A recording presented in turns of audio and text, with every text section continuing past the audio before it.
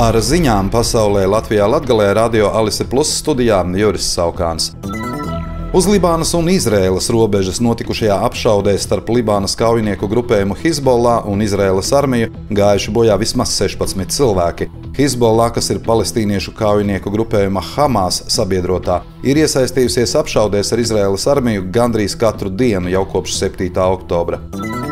Igauņu laikraksts Louna Eesti Postimēs ziņo, ka Krievija pārvieto Pleskavā izvietotās kara transporta lidmašīnas Il-76 uz 2700 km attālo Hantu Mansu reģionu, Nižņevartovsku, jo militāristi bažījas par iespējamiem Ukrainas gaisa uzbrukumiem.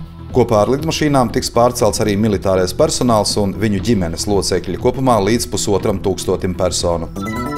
Bijušais ministru prezidents Krišjānis Kariņš šodien pēc tikšanās ar pašreizējo premjeri Eviku Siliņu, abi pārstāv Jauno Vienotību, paziņoja, ka nolēmis atkāpties no ārlietu ministra amata. Jau vairākus mēnešus publiskajā telpā aktuāls ir skandāls par Kariņa premjerēšanas laikā vadīto delegāciju komandējumu privātajiem avioreisiem, kas sabiedrībā ir izpelnījušies kritiku.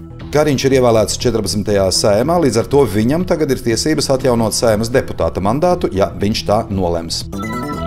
Par Rēzeknes domes priekšsēdētāja vietnieci ar valdošās partijas Kopā Latvijai balsīm šodien ievēlēta Karina Bartkeviča. Opozīcija pameta sēžu zāli vēl pirms balsojuma. Par Steca izvirzīto kandidāti nobalsoja visi 8 valdošās partijas Kopā Latvijai deputāti.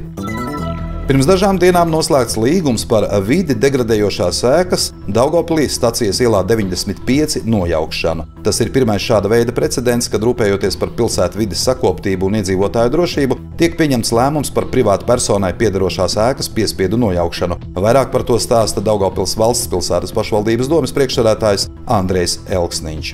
Būtiski šajās dienās mēs parakstījām līgumu par minētā objekta stacijas ielā nojaukšanu.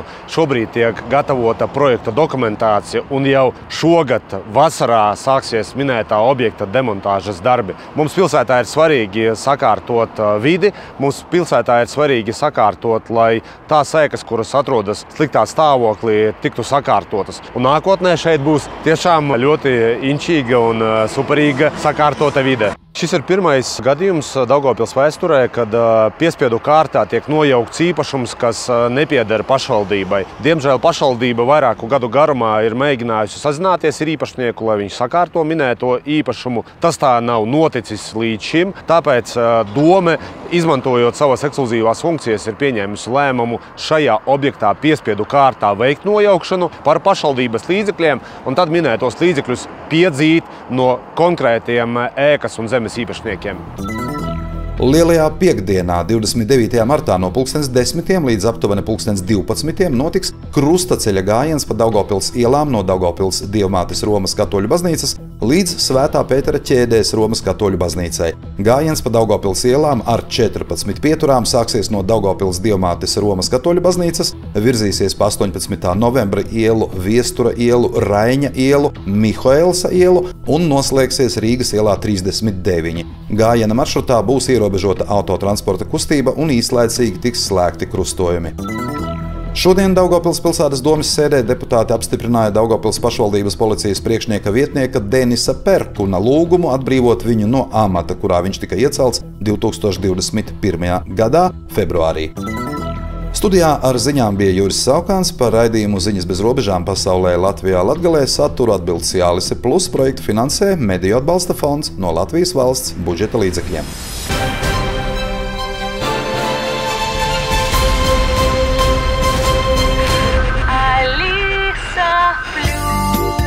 Radio